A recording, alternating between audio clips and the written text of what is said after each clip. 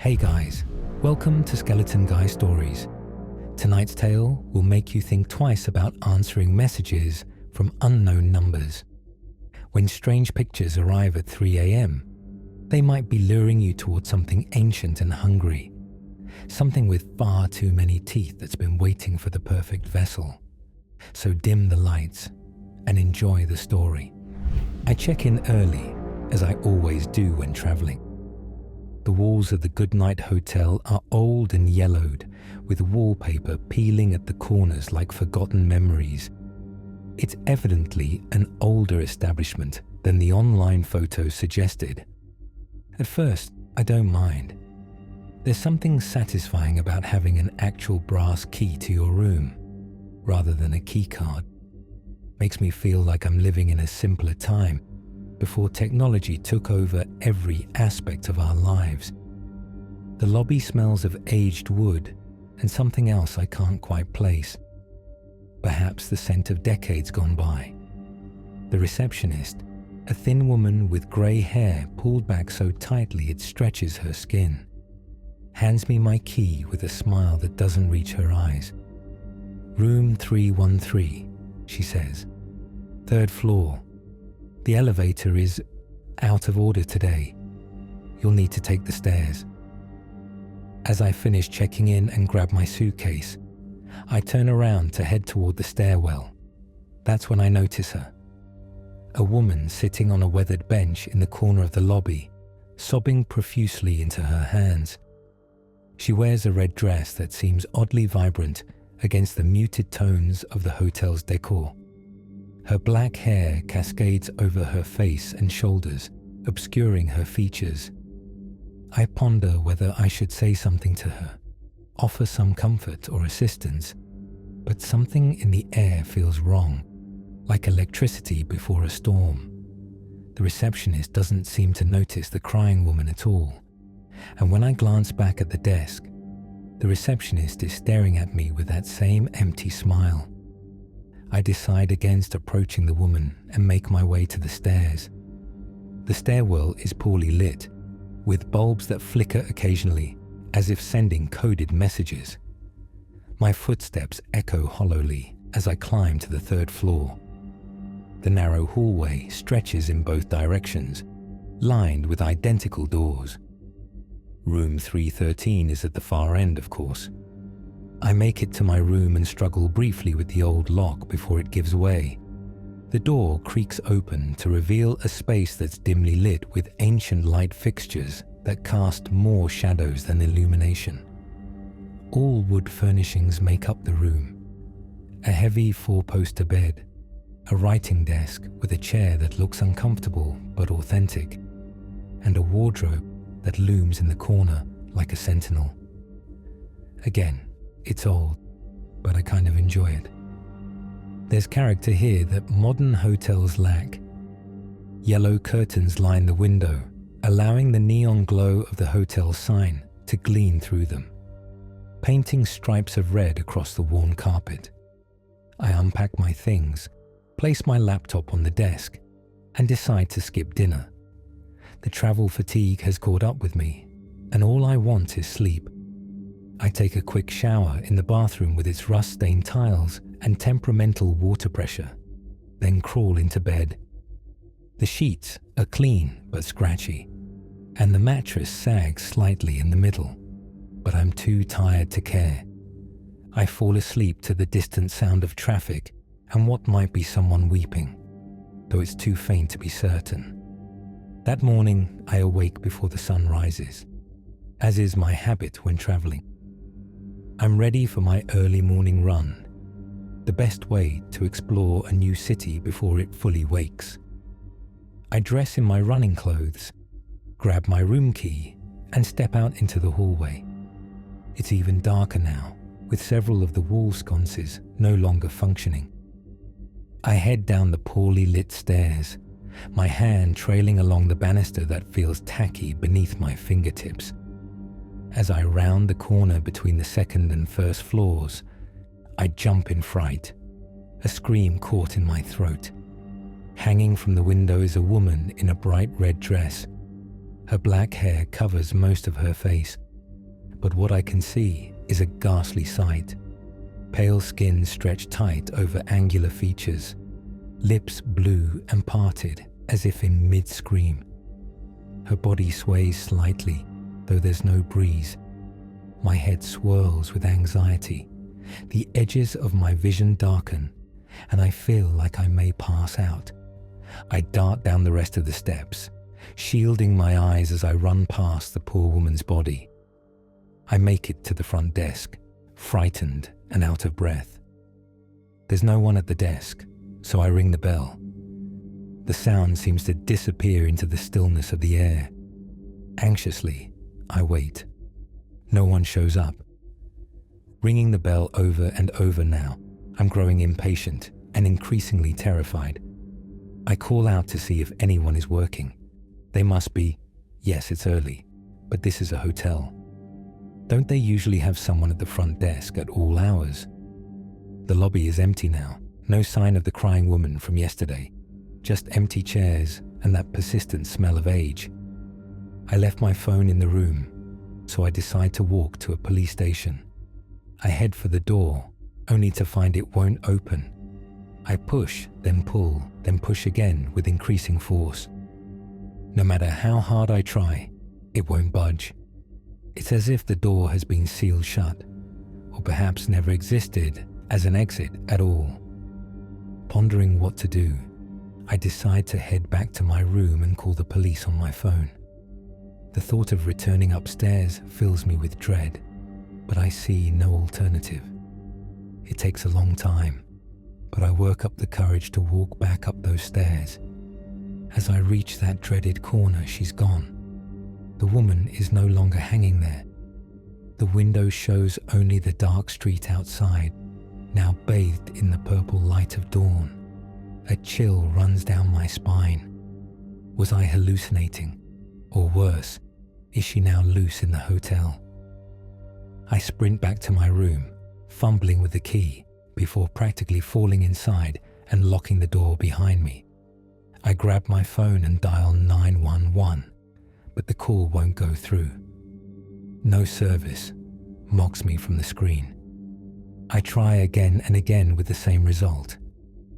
I check the hotel phone on the nightstand, but when I lift the receiver, there's no dial tone, just a soft sound that might be breathing on the other end.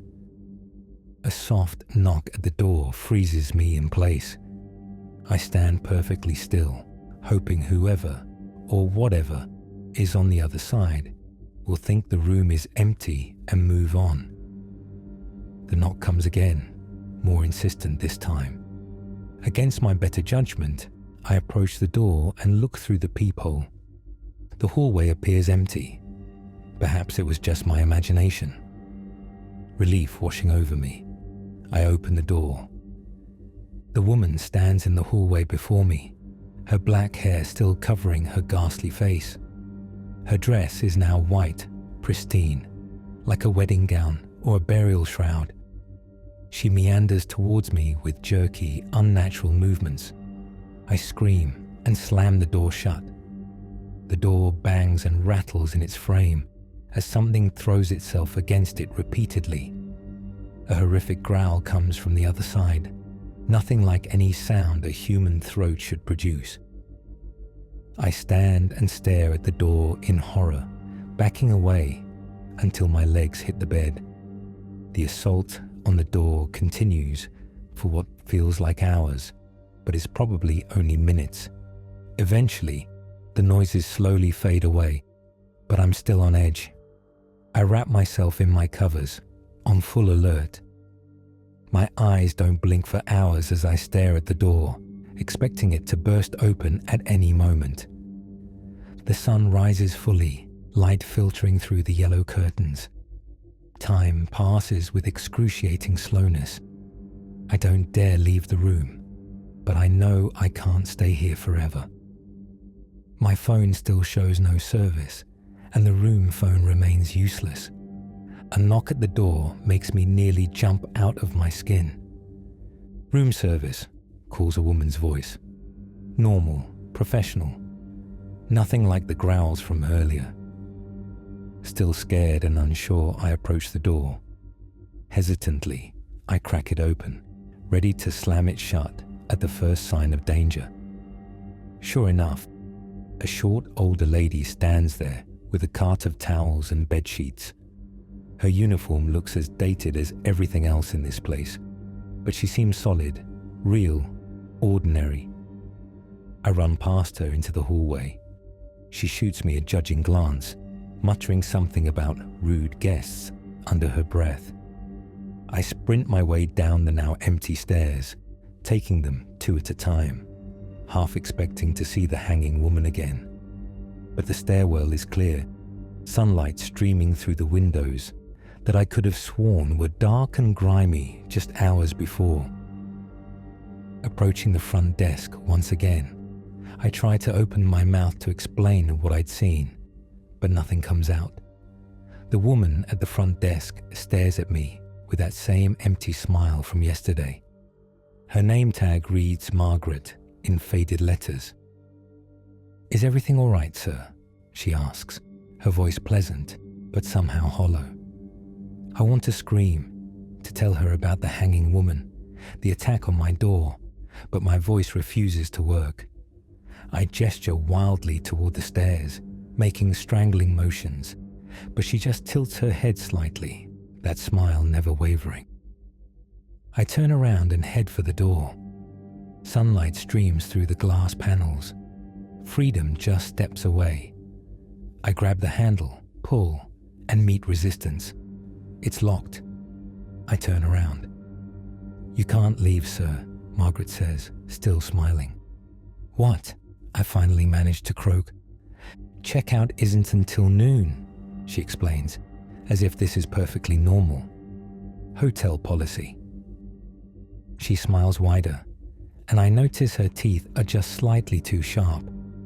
I fear I may have to make my way up those stairs once more, and that dreaded woman may very well be waiting for me. But the thought of staying in the lobby with Margaret and her unnerving smile seems equally unbearable. Frantic, I ponder how to escape, looking around for another exit. There must be a fire escape, a back door, something. I spot a fire exit sign down a hallway and make a dash for it. Margaret calls after me, her voice losing its pleasant tone, becoming something guttural and inhuman. I reach the door marked "Emergency Exit Only," but like the front entrance, it won't budge. Desperate now, I pick up a decorative chair from the hallway and smash it against a nearby window. The glass shatters with surprising ease, and I clear the shards from the frame before crawling through it, cutting my hands in the process. I tumble onto grass, the pain in my palms barely registering through my relief at being outside. But something is wrong. It's now dark outside, even though only seconds ago, sunlight was streaming through the windows. The moon hangs low and full in the sky, casting everything in a silvery glow.